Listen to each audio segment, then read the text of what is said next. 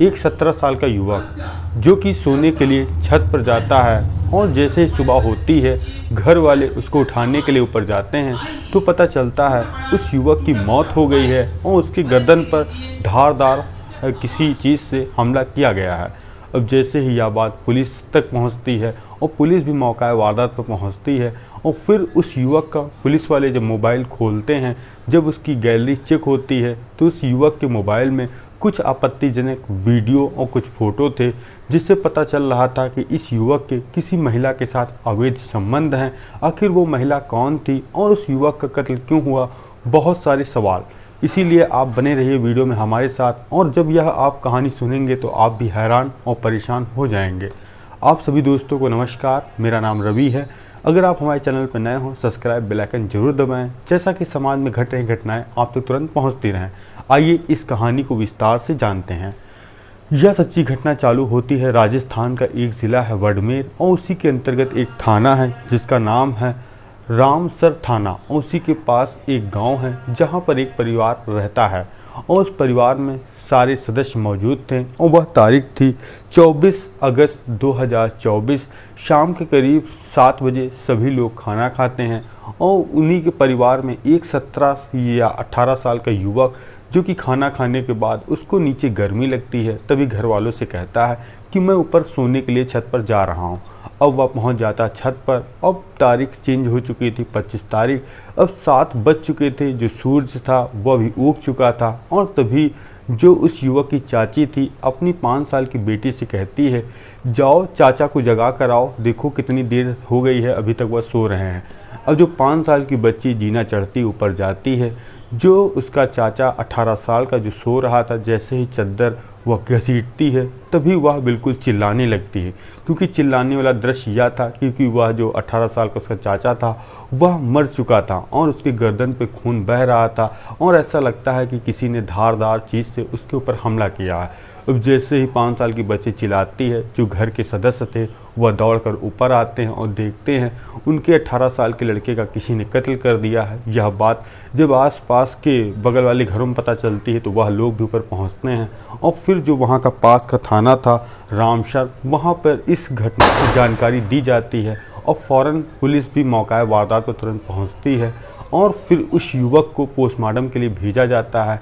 अब पुलिस के लिए अहम सवाल सबसे बड़ा यह था कि आखिर जो 18 साल का युवक है और उसका नाम था जोगाराम, इसका कत्ल आखिर किसने और क्यों किया और क्या मकसद था। और जब कातिल ऊपर छत के ऊपर चढ़ा तो आखिर घर वाले सब लोग सो रहे थे, किसी को कोई चीज़ पता क्यों नहीं चली। अब पुलिस वाले सभी लोगों से पूछताछ करते हैं। ये जो जोगाराम की चाची थी या उसकी माँ थी, पिता थी, सभी लोग कह रहे थे हम लोगों ने साथ में खाना खाया। खाना खाने के बाद जोगाराम ने कहा कि मुझे गर्मी लग रही, मैं छत के ऊपर सोने के लिए जा रहा हूँ, क्योंकि वह अक्सर ज़्यादातर छत पर सोता था इसलिए वह चला गया। अब पुलिस वाले कहते हैं कि आखिर किसी से आप लोगों की या रंजिश हो या किसी से कोई विवाद हुआ हो कि जिसके कारण आपके बेटे का कत्ल हुआ, मगर घर वाले इन सब चीज़ों से नकारते हैं और कहते हैं कि मेरा जो जोगाराम बेटा है वह 12 ही दिन पहले ही पुणे से आया है, क्योंकि वह पुणे में अपने भाई के साथ वहाँ पर काम करता है और वह बहुत ही कम रहता है, तो इस यहाँ दुश्मनी किससे होगी।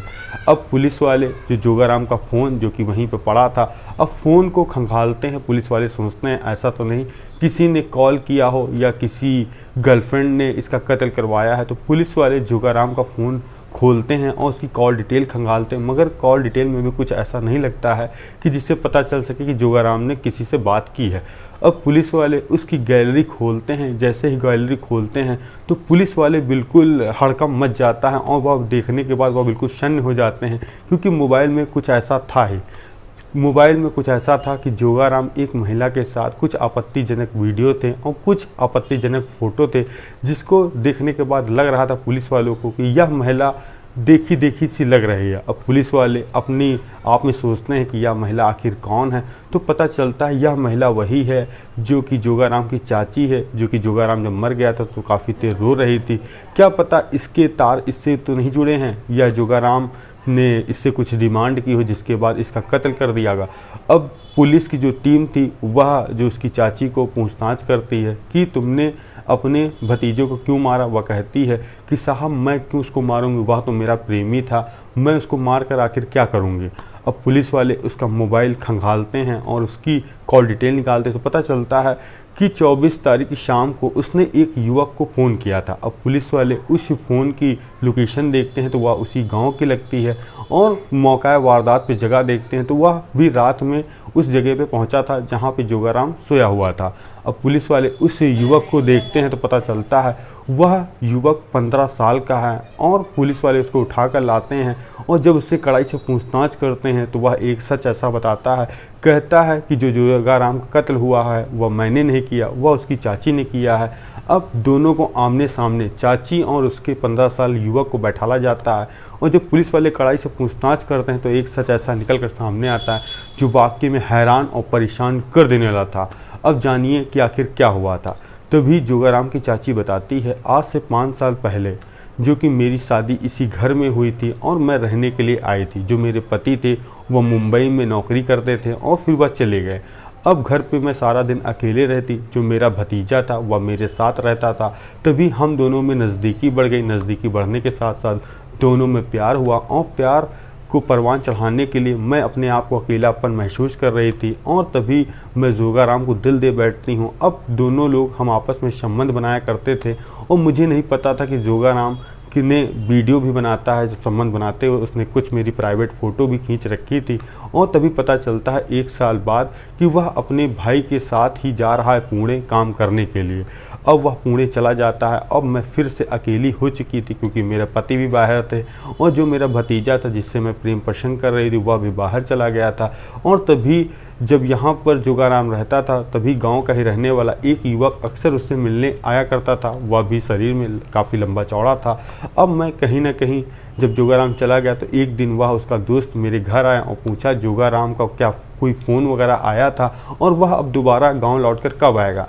तभी मैंने उसके दोस्त को घर में बुलाया और तभी चाय पानी पिलाई क्योंकि वह मुझे अक्सर देखता रहता था बाहर से, क्योंकि जब मैं कभी छत पर जाती तो हम लोगों में दूर से प्यार हो गया था। तभी वह एक दिन जब घर आया तब मैंने उसको दिल की बात कही कि तुम बहुत अच्छे लगते हो, क्या तुम मेरे घर रोज़ आया करोगे। तो वह कहता है ठीक है।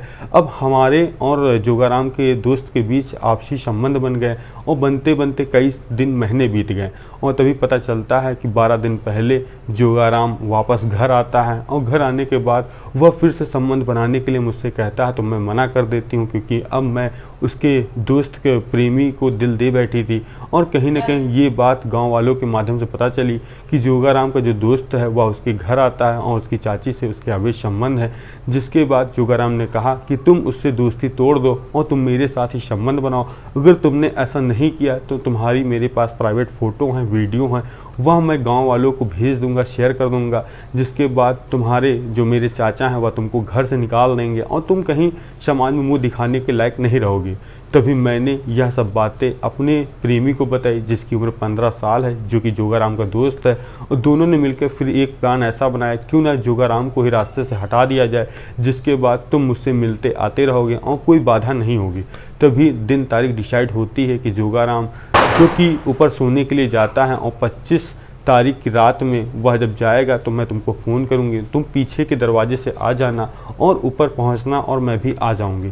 तभी जो जोगाराम की चाची और उसका जो प्रेमी था चाची का वह भी ऊपर आता है और जो उसकी चाची एक चक्कू लाती है सब्जी काटने वाला और चाची उसका मुंह दबाती है। जो उसका 15 साल का प्रेमी था वह ताबड़तोड़ गर्दन पे हमला करता है और तभी उसकी मौत हो जाती है। मौत हो जाने के कारण जो उसका प्रेमी था वह घर अपने लौट जाता है क्योंकि गांव में ही रहता था और उसकी चाची नीचे आती, वह सो जाती परिवार के साथ। और जब सुबह 7 बजे होती है तो वह अपनी बच्ची को भेजती तो पता चलता है उसके भतीजे की किसी की मौत हो गई। अब परिवार वाले तो पहले ये सोच रहे थे आखिर ऐसा तो नहीं कोई डकैती घर में पड़ी हो जिसके कारण से उनके बेटे की जान गई है। जब पुलिस ने इस पूरे मामले का पर्दा उठाया तो पता चला यह अवैध संबंध में एक भतीजे का कत्ल हुआ, वो भी किसी और ने नहीं, उसकी चाची और उसका दोस्त ही कातिल निकला। यह कहानी सुनाने का उद्देश्य हमारा किसी को परेशान करना नहीं बल्कि आप लोग जागरूक करना है कि अवैध संबंध जहाँ भी होते हैं वहाँ एक खौफनाक वारदात को अंजाम दिया जाता है। इसीलिए इन सब चीज़ों से दूर रहें और अपने परिवार के साथ मस्त रहें। हम मिलते हैं नई कहानी, नई शुरुआत के साथ। जय हिंद, जय भारत।